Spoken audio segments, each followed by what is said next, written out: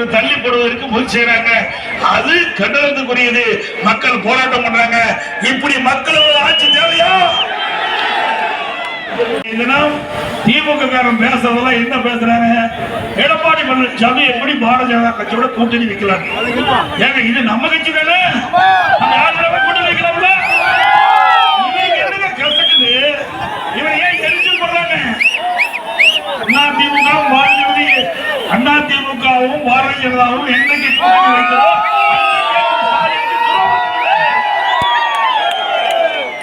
பயம்.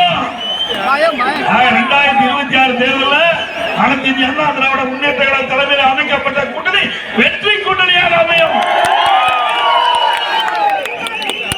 உடனே திரு ஸ்டாலினும் அவருடைய சகாக்களும் பேசுவது எடப்பாடி பழனிசாமி மதவாத கட்சியோட சேர்ந்துட்டாங்க. இப்ப நீ எந்த கட்சியோட போய் சேர்ந்திருந்த? 1999 நாடாளுமன்ற தேர்தலில் பாரதிய ஜனதாவோட கூட்டணி வச்சாங்களா இல்லையா? 2002 சட்டமன்ற தேர்தலில் பாரதிய ஜனதா கட்சியோட திமுக கூட்டணி வச்சுதா இல்லையா? என்ன கட்சி இது? இப்போ மதவாத கட்சி, அப்போ நல்ல கட்சி. எவ்வளவு டிராமா பண்றாங்க பாருங்க. மக்களை திசை திருப்புவதற்காக ஏதோ பேசி மிகப்பெரிய நாடகத்தை அரங்கேற்றிருக்காங்க. எவ்வளவு நாள் இருக்குது?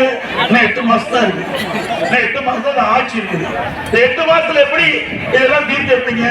அப்படின்னா இது வரைக்கும் 4 ஆண்டு காலமா இந்த அரசாங்கம் என்ன செஞ்சது?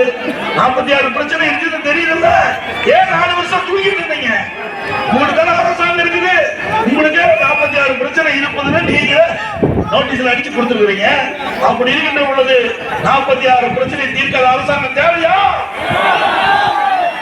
இதே மாதிரிதான் எதிர்கட்சி தலைவரா இருக்கும்போது ஸ்டாலின் ஊரா போய் ஒரு வெட்டிட்ட போட்டு அமர்ந்து மக்களை எல்லாம் வர சொல்லி அமர வச்சு அப்ப மக்கள்கிட்ட கேட்கிறாரு, திமுக ஆட்சிக்கு வந்து நிறைய உங்களுக்கு செய்ய இருக்குது,